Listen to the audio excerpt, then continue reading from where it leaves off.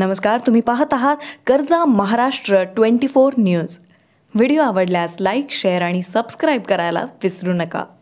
कन्हान पोलिसांनी विदेशी दारू घेऊन जाणाऱ्या 2 आरोपींना ताब्यात घेत त्यांच्याजवळून 65 बॉटल व दुचाकी वाहनासह 35,700 रुपयांचा मुद्देमाल जप्त करून त्याच्याविरुद्ध गुन्हा दाखल केला। पोलिसांकडून मिळालेल्या माहितीनुसार रविवारला सायंकाळीच्या सुमारास पोलीस निरीक्षक उमेश पाटील यांच्या मार्गदर्शनात सहाय्यक पोलीस निरीक्षक पराग फुलचले,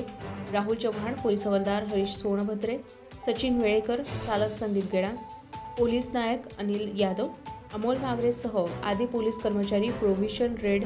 सत्तेसाजी व अवैध दारू विक्री कारवाईकरिता परिसरात पेट्रोलिंग करत असताना गुप्त बातमीदारांकडून माहिती मिळाली की मौजा कांत्रीकडून महामार्गाने एका CBZ दुचाकी वाहन क्रमांक MH 31 EB 1030 व 2 युवक एका पांढऱ्या रंगाचं प्लास्टिक बोरीमध्ये विदेशी दारू घेऊन कन्हानकडे येत आहे अशा मिळालेल्या माहितीवरून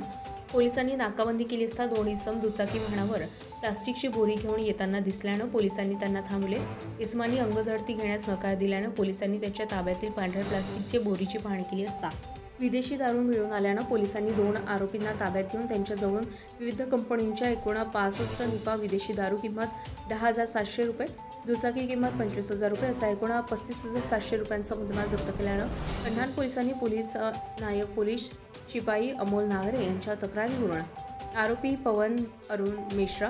रामदास किसन मोडखरे यांच्याविरुद्ध गुन्हा दाखल करून पुढील तपास पोलीस निरीक्षक उमेश पाटील यांच्या मार्गदर्शनामध्ये कन्हान पोलीस करीत आहेत। कर्जा महाराष्ट्र 24 न्यूज करिता ऋषभ बावनकर, कन्हान। ताज्या घडामोडी आणि बातम्या जाणून घेण्यासाठी कर्जा महाराष्ट्र 24 न्यूज या आपल्या YouTube चॅनलला सबस्क्राइब करा आणि बेल आयकॉन दाबायला विसरू नका, जेणेकरून आपला व्हिडिओ आल्याची ताजी खबर तुम्हाला ताबडतोब मिळेल।